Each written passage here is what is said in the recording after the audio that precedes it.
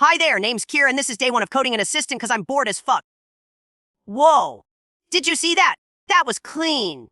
Anyway, so to start things up, what would you say is the most important feature for an assistant? What? Did you guess wrong? Just kidding, I'm talking about music, baby! Baby, no money, got money, I'm in paradise. 3 scoop, creatine, steam. Okay, so first of all, let me say that every program can be divided in 2 parts. On one side, we have the front with all the cool and shiny stuff. Anyway, on the other side, we have the back, basically the mind of the program, choosing what to do and how to do it. Now, although it may sound complicated, you can just think of these two as the interface and the actual program. So let's start with the interface. Now, as my understanding of Python goes, there's actually pretty much only one way for this, and it's by using this little library to build everything from scratch.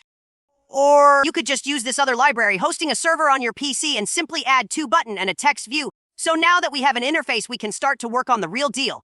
So first of all, we want our program to be able to understand what we're saying. And for that, we're going to use a little friend called LOM. Simply put, an element is just a little module that we can attach to our program that make it possible for the program to understand our language. And now that we have that, we can just feed it a simple list of rules to follow and that's it. But obviously that's not everything we're going to need. Because as you can see, if we just use it like that, we won't be able to play music or do anything other than chat with it. So now we're going to have to use our second mouse tool, the YouTube Music AP library.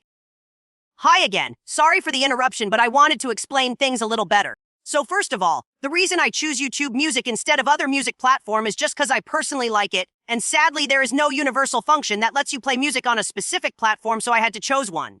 Secondly, if you want to know what an AP is, just think of it like a key you need to open a specific lock. In this case, I'm using the YouTube Music API to be able to take a look at the inside of YouTube Music so that I can get the URL of a specific song.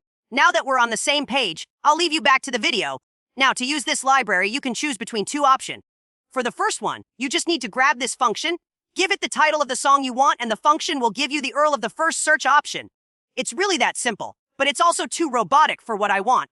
So instead, we're going to get a little more into the magic of programming. And by that, I mean we'll have to log in YouTube Music, then get to the network section. And after we reload the page, we just need to copy our data and paste it into a JSON so that we can feed it into our script, and that's it. Now, we just need to change the logic, so instead of searching the title like a bot, it first tries to match the title with the songs we have in home so I can listen to the Nightcore version without having to specify every time. So the assistant I'm making won't feel too robotic. So yeah, I guess that's it for day 1.